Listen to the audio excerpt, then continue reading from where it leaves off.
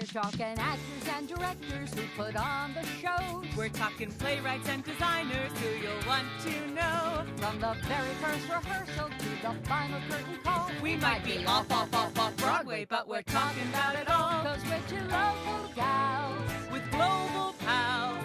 It's everything, everything, everything theater. with Benita And Ellen. Hello, everybody, and welcome to the Everything Theater Podcast Backstage episode. I'm Ellen Cribbs. And I'm Benita Zahn, and it's great to have you all with us. And we have a loaded conversation today. You know, it came out of stuff that you and I had discussed, and wow. Yeah, a lot. I think this is an incredibly important conversation, and I'm so excited to talk about it. First, let me just mention our Green Room sponsorship. So this weekend is your last chance to check out Hurricane Diane for the locals here in the 518 Theater District. This is from Harbinger Theater. Let me tell you a little about the plot. This is a really fun one. Meet Diane, a permaculture gardener dripping with butch charm. She's got supernatural abilities owing to her true identity, the Greek god Dionysus, and she's returned to the modern world to gather mortal followers and restore the earth to its natural state. Where better to begin than with four housewives in a suburban New Jersey cul-de-sac? In this Obie-winning comedy with a twist, Pulitzer Prize finalist Madeline George pens a hilarious evisceration of the blind eye we all turn to climate change and the bacchanalian catharsis that awaits us even in our own backyards. And that is running up through this weekend. And if you join us for our Storms and Norms tour, you get two plays for the price of $25. If you go to Hurricane Diane, you can then get a $10 ticket to see Admissions, which is running starting March 3rd at the Albany Barn. So make sure you check out those productions. Those would be a really fun time. And the cast is fabulous. Oh, yeah. Fabulous. I've got to get over there. I've got tickets to go up to see. They're playing our song Yeah. at the DiSarno Center. And, I'm so excited to see it. First of all, I love the music, but I was in it a number of years ago up at the Fort Salem Theater with, oh, come on, Benita Nelson. What do I do this all the time? I know him so well because it's my performance anxiety. And we could talk about that one of these weeks about performance anxiety. But so to be able to, you ever go and see a show afterwards that you've been in? Yeah. That's an interesting experience, right? Because it's so hard not to compare. Right. Yeah. And think, oh, they did this differently. Did I do that? Right. And how, and do you find yourself saying the lines or singing the song? Right. My daughter's piano is in that production of they're playing our song because they needed a whole bunch of miniature kid pianos. So I let them borrow it for a while. That's interesting. Our production did not have that. Yeah. In fact, our singers were off stage. We had, I think, 3 voices off stage. Never saw them. Interesting. Because I saw it ages ago and I thought in my memory was obviously wrong. I thought it was just a 2-hander. But I guess there are there's some backup voices. And yeah. As I say, there's ways to do it. And our folks you didn't see them. Interesting. Yeah.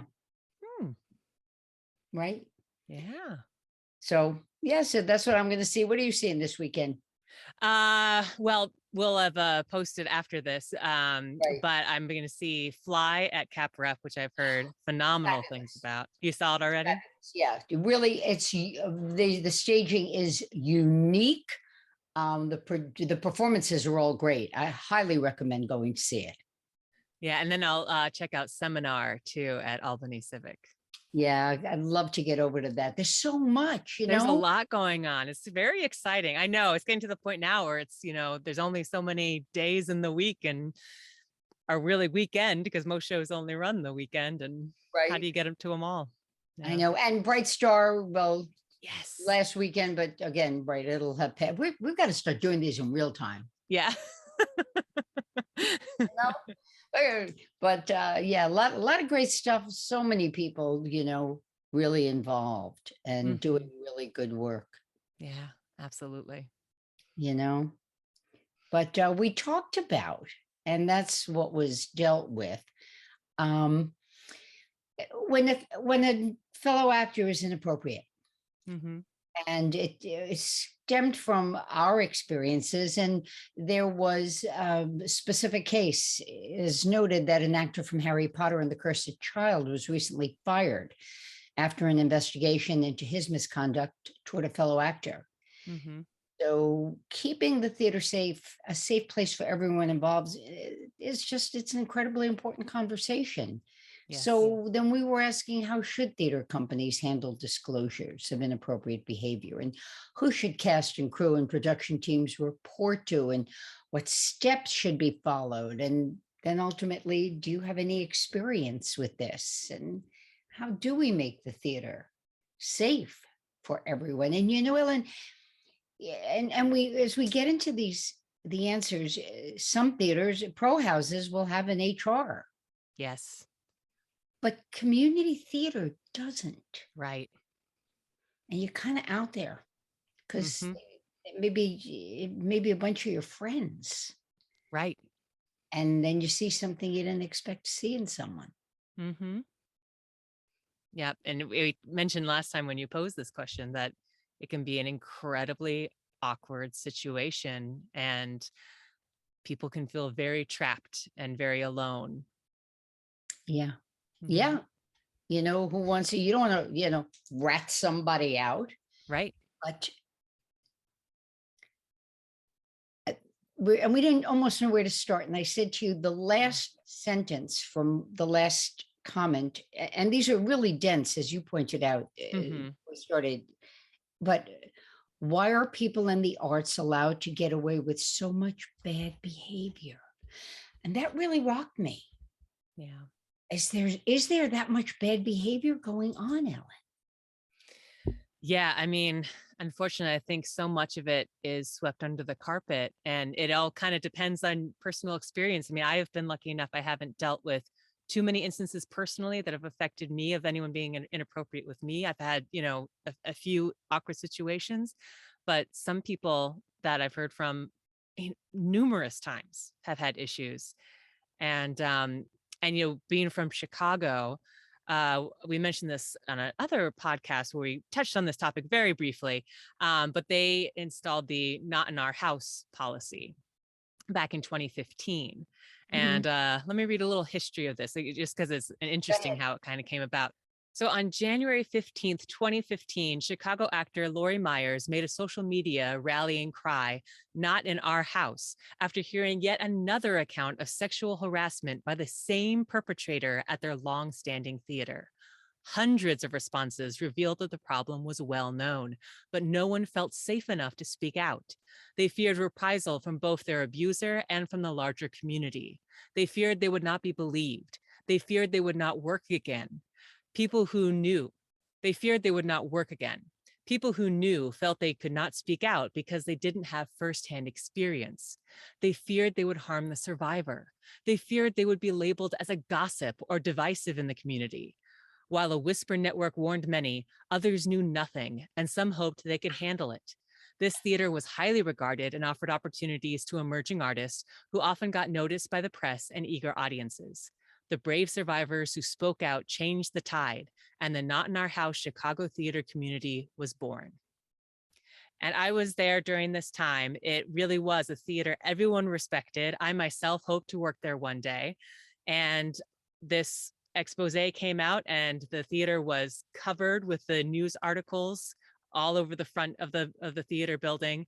And the next day, the theater was done. They shut their doors for good.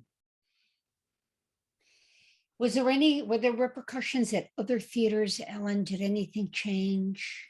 Well, this then became a big cry for all the theaters in Chicago to adapt this policy. And it is a very lengthy policy. It's about 30 pages long of appropriate ways to, having a structure for who to talk to, having examples of appropriate and inappropriate behavior. And real quickly, kind of to condense some of their structure, basically they have a couple different levels. So level 1 is a dialogue saying that whenever possible, participants should be encouraged to discuss challenges and concerns with one another. Sharing and hearing concerns with openness and respect can prevent situations from escalating further. Level 2 is assistance. If they are not comfortable directly addressing the individual, or if no resolution could be agreed upon, then they then any of the following individuals can be contacted for assistance, which would be a concern resolution facilitator, a stage manager or assistant manager, production manager, or director. And then level 3 would be consultation and review. And that's the final level. So those are for issues that have not been resolved prior to reaching this stage. And then that's when the managing director, designated board member, and board president get involved. You know, and that speaks to something we said at the beginning. For a pro house, that's one thing. Right. Community theater, you don't necessarily have that level. Have all those people, right. Right. And then who's going to feel comfortable going to the board? Right. Board A lot member. of people don't know who the board, is most of the time. That's very true. Yeah. It's very true. I wear 2 hats. Right. I'm board president for Park Stage Company and a performer. And sometimes I'm wearing both hats in the same production. And I'll joke and I'll go, okay, I'm putting on my actor hat now. Right. And if we've got board business, let me know. I will swap. And it may sound corny, but I can't be one and the same at the same time. I don't think anybody can, because when you're the actor, it's all the emotion of the role. But, and then the other so that's an issue on community side. And then what happens when you're apprised of a situation at another company with a fellow performer? Right. Do you have a responsibility to then say something to the director of the show you're in? Right. And then if you do they have a responsibility? Is it just to keep an eye out? Or is it to recast? Right. And what went on and what was the end result in the first place? None of this is easy. It is not easy at all. Do you want to jump into some of our comments? Because I think maybe we'll discuss some of that as we go. Yeah. Hit it, Ellen. All right. Should I jump up to the top one?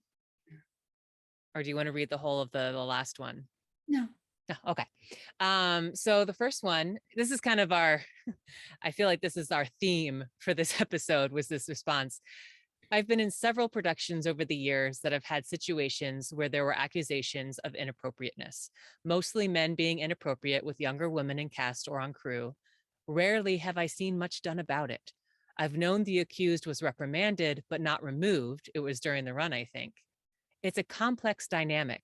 High emotions, a certain amount of vulnerability, long hours together, after hours socializing.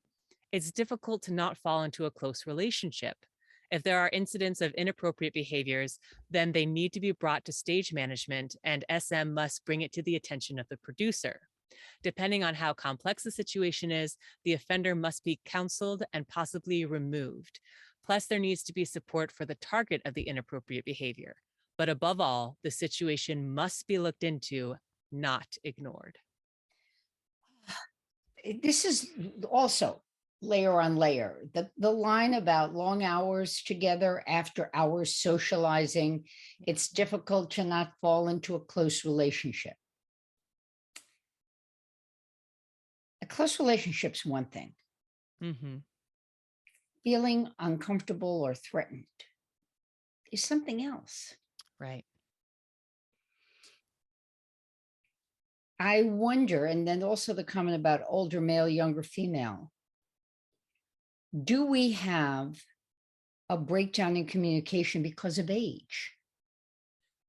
I mean, there's definitely that generational thing, right? Of things that used to be more acceptable nowadays aren't. I know a director I highly respect that I worked with a lot shared a story a little while ago on Facebook of, an actor came in and he called her sweetheart or something like that. And someone pulled him aside and said, you really shouldn't do that. And it just blew his mind because he's been doing it for years. He's an older director and he is just the loveliest man. And, hopefully no one would ever think that meant anything more than him just being the sweet, old director, but it can be interpreted a different way. So there's a huge learning curve that comes with the generational gap. Yes. And that's about us all. Listen, you learn your lines. You've got to learn to read the room. You've got to learn the world the way it is now. It goes along with it. Absolutely. Somebody else wrote, we found out a member of a cast had been accused of indiscretions with a minor. This was many years ago. We were rehearsing in a school which he was not allowed to even be near. We talked to him and he decided to withdraw from the show. He has shown interest in other groups, but the word quietly got out via directors. He can no longer perform in local community theater. He had previously had the lead in one of our shows.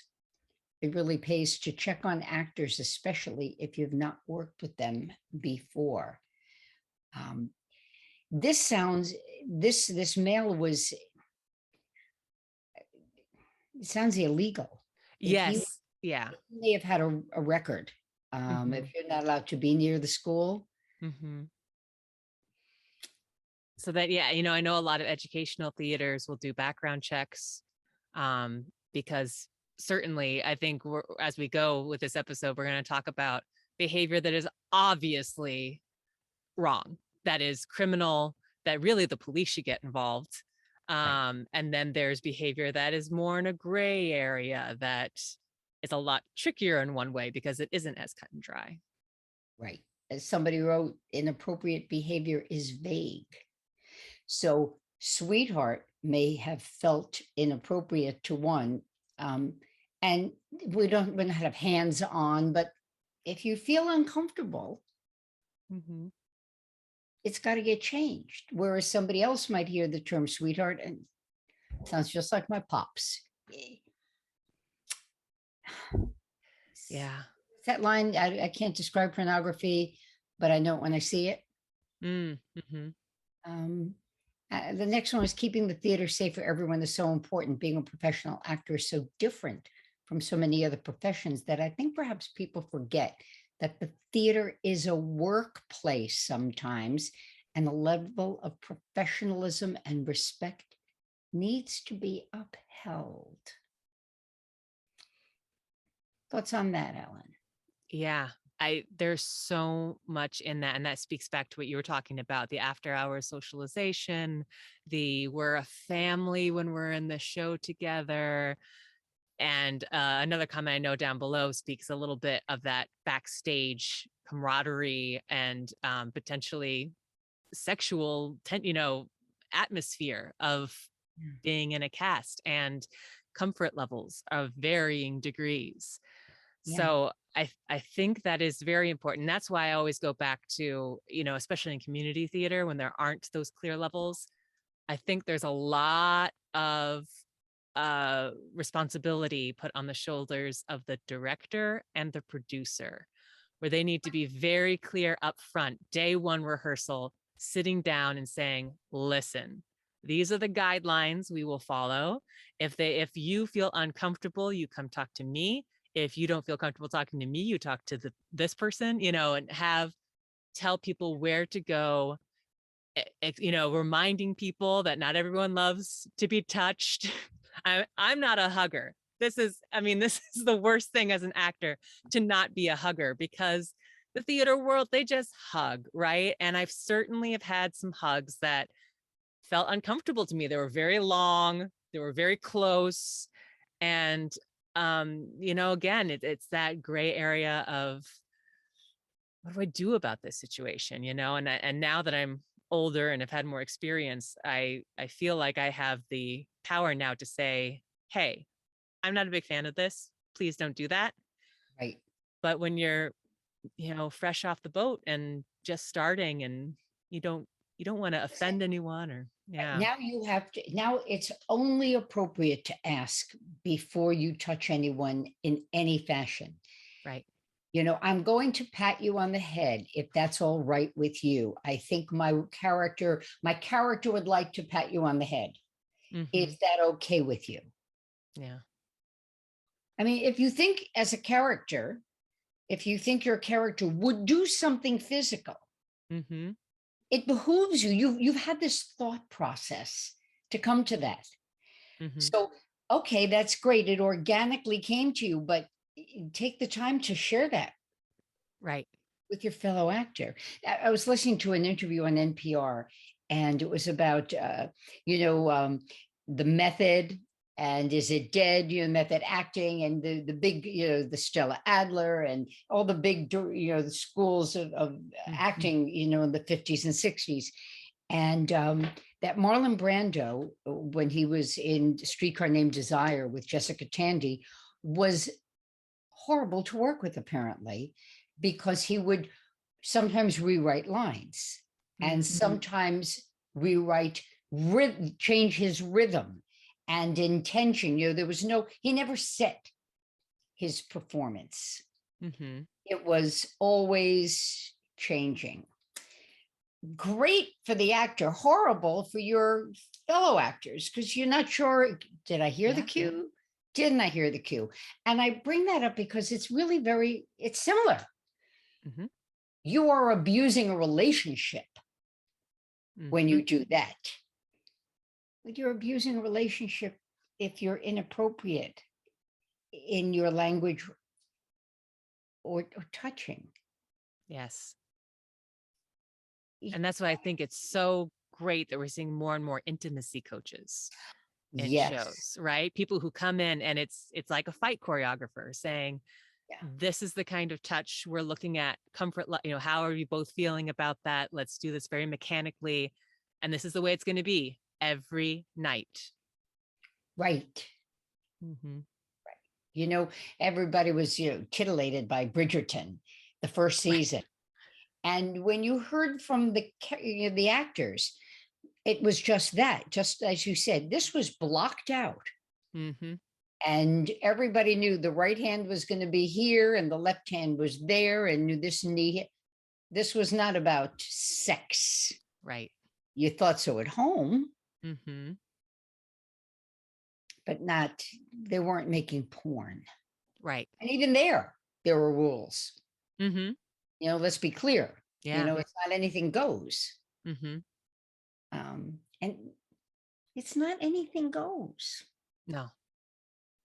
And I think people a lot of times also cross that line of, oh, these are how our characters react on stage. Therefore, we must feel that way off stage. That's no. Yeah. It's one thing to have an exercise off stage to get you into a role. Mm-hmm. I tell the story. I have shared a virtual cigarette with a fellow actor because it worked for what was happening off stage at that time to then carry it on stage. But we had a discussion about it. Yeah. And we smoked that virtual cigarette the same way every night. Yeah. Yeah. And this is, I know I've shared this on the podcast before, so I'll do a condensed version of it.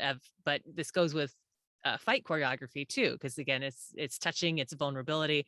And I had an actor who there wasn't even supposed to be any physical contact. And every night he started grabbing me on my arm harder and harder to the point that I was bruising. And then one night grabbed my throat out of nowhere. He was not supposed to do it. It freaked me out so much. And, that's whenever I do fight choreography, I tell the actors be prepared, because there's going to be a night when you're just really feeling it, where you're really in character. The emotion is so raw. It's so there. It's that very genuine acting, and you're going to check out and the safety is going to go out the window. But you need to train yourself right now to not fall into that trap, because then you start exerting more force. That's how people get hurt, and that's why you do those fight calls every day. So it's a reminder that this is how my body moves, and I'm never, ever, ever going to change the positioning or the force that I'm using. Right. And, and I think there are a lot of actors who the first time they get a fight call, they go, I know how to do this. Right. We did this yesterday. We've been watching the Olympics and they're up on the mountain doing the gates every time. And how am I going to get started? They've been doing it forever. Mm-hmm. You got to have a plan, Mm-hmm. Yeah. We have another one who continued. It's sort of the continuation of the last one we started reading, that they're talking about their own experience and what they felt was available to them. And they were cast in a production a number of years ago, and they were cornered in the dark wings by another cast member and pushed against a wall and touched inappropriately. That's grounds to be fired. Yeah. They were new to the theater. It took them years to process the depth of what happened. They're not blaming the theater company. But at the time they were doing the best, this person says, and they've since implemented a more responsive team when it comes to misconduct. And I believe this incident was fueled by the hypersexualized backstage culture that exists in the theater world. In some theater. Yeah, this is not a blanket thing, but it's certainly, You and I there are sometimes. Right. And I guess I've been lucky. I haven't experienced that in a pro house. Yeah. Yeah. Well, to continue on, if you don't mind, please. Really agree with her. I feel this same way personally. She says, when I think about backstage, I think about how I've seen people getting changed in front of each other, castmates spanking each other and grabbing each other's breasts or sometimes even their genitals. It's usually followed by laughing, joking around, or reciprocating the action. And what's more is that this has become so normalized that those of us who do not engage are considered repressed or prude. All of my experiences in the theater had me believing that this was just how things were and that I needed to get over it. And made me wonder how many of the people who are laughing about this behavior secretly disliked it like I did, but chose to laugh because, again, that's just how things were. And I'm someone I'm a very private person. I don't like to, get dressed even in the women's dressing room. I do it really quickly. And, but I've seen, things like what she's talking about. And, if those people are comfortable, that's fine. But then, it does lead to this people thinking everybody is comfortable with that. And then you get someone cornered backstage and groped. Right. Hey, listen, the very first dressing room I was ever assigned to was in college. I was with two men. Mm-hmm. I was a freshman. Wow. And one of the fellas clearly was never going to have an interest in me because he was interested in men. Yeah. And the other fella, I have no idea to this day. But the fact is that was wrong. Yeah. Yeah. Because you should never been put in that situation. No, whether you're straight or gay, whether you're interested in the opposite sex or not, or none, nobody should be in that position. Right. Mm-hmm. That's, I think about that whole experience in that show was, it was hypersexualized, the whole show. We were doing The Balcony. By okay. Mm-hmm. I mean, I can laugh about that now, but right. So director, and listen, the director can be the abuser too. Oh, absolutely. In the case of Not in Our House, Chicago, it was someone who was an actor, producer, artistic director. Right. Yeah. So this really serves as, I'm going to say, warning to every theater company, pro or community. You must have something in place, guidelines that have to be shared with every cast at all. And when I say cast, the whole production team. We're not going to stand for this. Everybody's got to feel safe. And if you don't, by the by, here's a list of board members too. If you don't think you can come to one of us. Yes. Would you agree? Absolutely. I mean, people I know joke about all the time, people with office jobs, the really hokey, like sexual harassment videos they have to watch, but there's a reason those exist. And, in the theater, a lot of times, if anything, people are just shoved a piece of paper and they say, sign this, and people don't even read it. And it's, our harassment clause. But there needs to be more than just signing a piece of paper. There needs to be a whole conversation, as you said, a list of people to talk to, tell them who's on the board, how they can reach those people. Yeah. Yeah. And then somebody else wrote that I unfortunately have witnessed way too much inappropriate behavior in theater, so much that I haven't worked on a show in 5 years because I just don't have a great relationship with the art form and especially its common business and HR practices. And this from somebody who was in Chicago. They said their experience in Chicago theater was rampant with either sexual or emotional harassment, mostly from men toward women. And that was almost always reported, but no action was ever taken.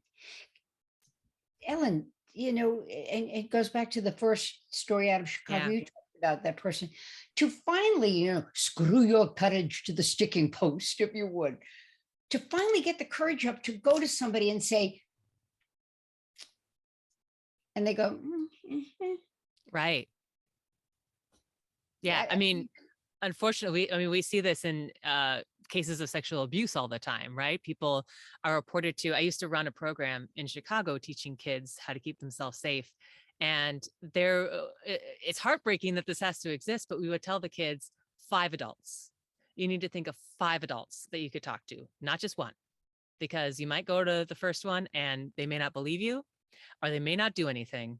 So then you just gotta, pick up the courage and go to the next one until someone does. but think about it, Ellen, they have to know 5. Yes, that is, yeah.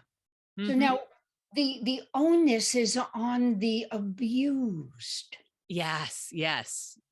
And that's the other huge problem here. Yeah. Mm-hmm. And you also in the incident you talked about from Chicago and then the theater closing, they were afraid of being labeled a gossip and not getting support. Yeah.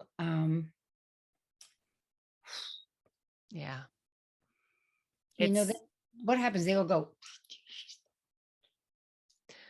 Yeah. And, one earlier that we didn't read her whole response, but, this person had said they have not submitted to the theater again because they felt maybe I caused an issue because I reported someone and, I'm sure they don't feel that way, but I feel that way. And I feel so upset that that's the takeaway, even though this person feels the company handled it extremely well and it all resolved the way that this person wanted it to have that feeling of, well, I caused a problem by reporting is awful. And we need to take that stigma away from all these survivors of abuse and harassment. And they continued as that person says, my uneducated advice is there should be 0 tolerance for behavior like this. Many jobs I've had in my career outside of theater also have a 0 tolerance policy. So why not theater, where the emotional stakes are so much higher?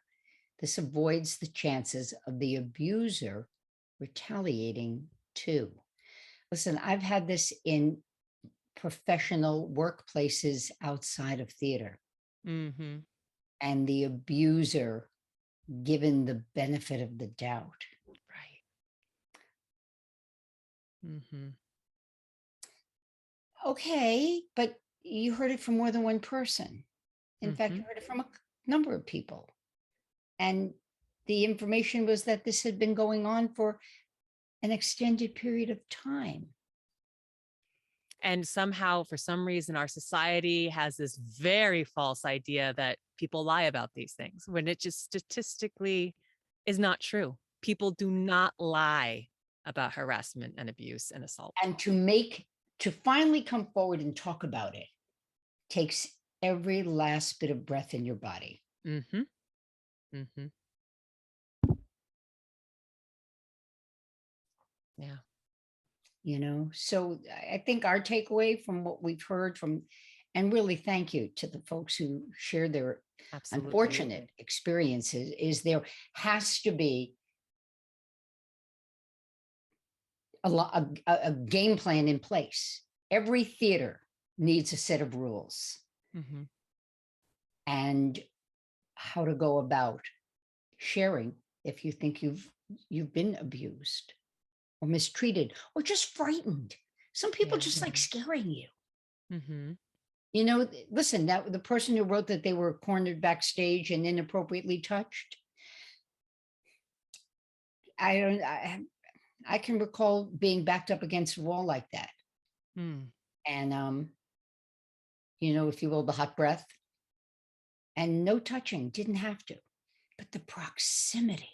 Yeah. And the implied threat. And then the laughter. Yeah. It ain't funny. Not at all. I wonder how many theaters now will. If you're listening to this, you're gonna share that. You're gonna ask that the next time you cast. You're going to suggest it the next time you're cast. Which, brings us back to a question you had posed, which I think is still a very difficult question. There's no database, between theater companies of situations. So if something is reported to a company, is it then a responsibility to share it with the greater theater community? That's a very hard question. Yeah.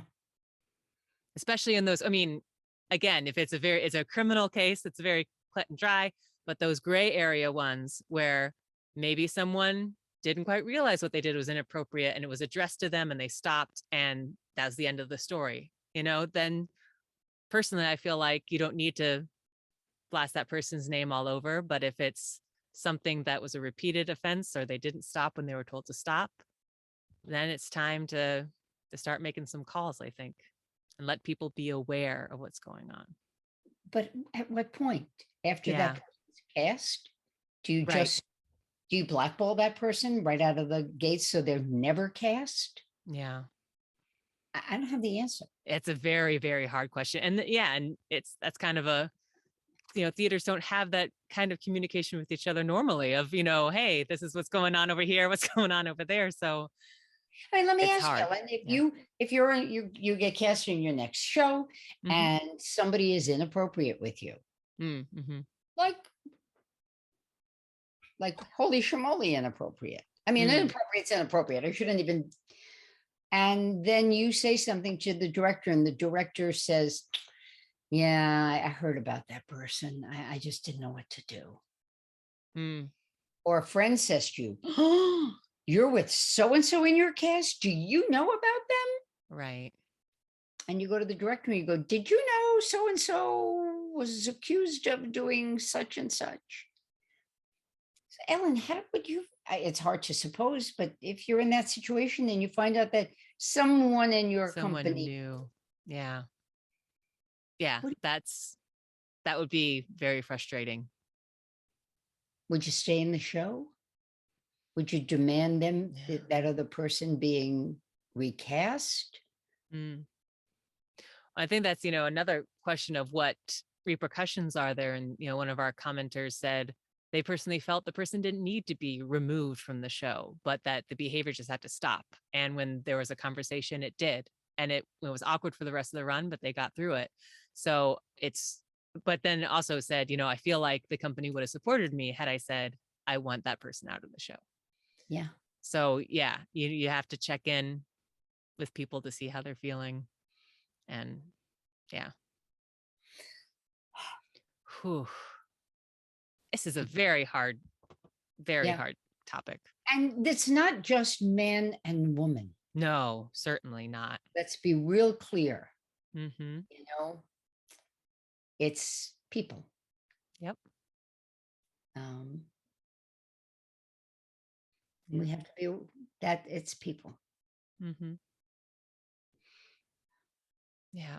And it's a greater human lesson too, that in the modern age, people are learning hopefully learning, should be taught Right. of consent, of, checking in with people. Just because you feel the way about someone doesn't mean they're going to reciprocate those feelings, doesn't mean that you have a right to touch them or make comments that are unwanted, unsolicited. The best thing is keep your hands to yourself unless you've been directed to touch a fellow performer.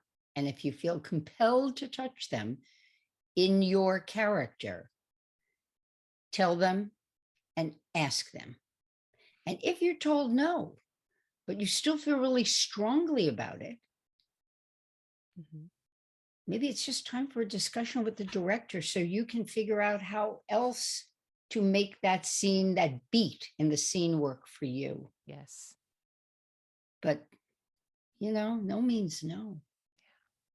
And continuing the conversation too, right? Just because when we blocked it, this felt okay, maybe down the line, I don't like it anymore. It doesn't feel good, so keep checking in, saying, how is this fight scene feeling? Am I, is the pressure all right? Do you feel safe? You got to ask those things. That's a great point, Ellen. Yeah. Because things change. Definitely. What a world, what a world, what a world. What a world. I know that, but you got to have these conversations. And you know what, out of this conversation, I'm not really sure what we're going to ask next. So you got to keep an eye on the Facebook page. Maybe something a little lighter for next time. Yeah. And I have no idea why, I know him and I love him and he's a fabulous actor and it's who I performed opposite of when we did, they're playing our song. It's Tim Nelson from the Rose Theater out in California, who comes east to perform and work with Park Stage Company, Park Playhouse. I love you, Tim. So, everybody get to the theater and see the stuff out there. Let us know what you've liked, performances you like, why you like them, and how they've affected you. We're not giving out awards here, and some of that stuff is, listen, everybody likes to be recognized for their work, but we're not doing a popularity contest. But let us know who really, maybe that's it. What are you seeing? And whose performance really, got to you, and tell us why, and let's celebrate them. Yeah. What do you And think? yeah, I love celebrating people. Celebrating people is fun. And speaking of shows, don't forget to check out Hurricane Diane.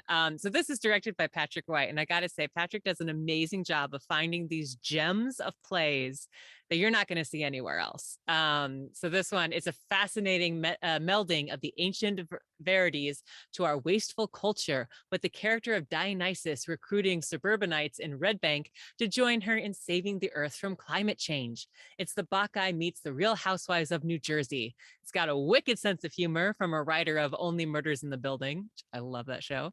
Yeah. A caustic social view and an urgent call for change to save our environment. And check that out this weekend. And remember, you can get 2 plays for the price of $25. That's it. If you see Hurricane Diane, you can then go see Admissions on March 3rd at the Albany Barn. And let the folks there know that you heard about it right here at Everything Theater on the podcast. Thanks for listening, everybody. And, have these conversations with your cast and crew. Like we're just, we're 2 chicks chatting theater, but these conversations are so important to have everywhere. So, we don't have all the answers, but answers can be found with more conversation. Well said. Come on by again. Yeah. Thanks all. I'm Benita Zahn. And I'm Ellen Cribbs. Catch you next time.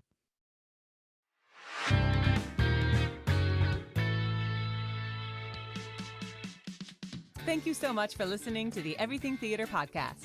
Special thanks goes out to Alice Grinling for our photography and Justin Friello for composing our amazing theme song. Please remember to subscribe to our podcast and follow us on Facebook, Twitter, and Instagram. If you want to share your thoughts or what's going on in your theater community, you can reach out to us on social media or through our email at everythingtheaterpodcast@gmail.com. Till next time. It's everything, everything, everything.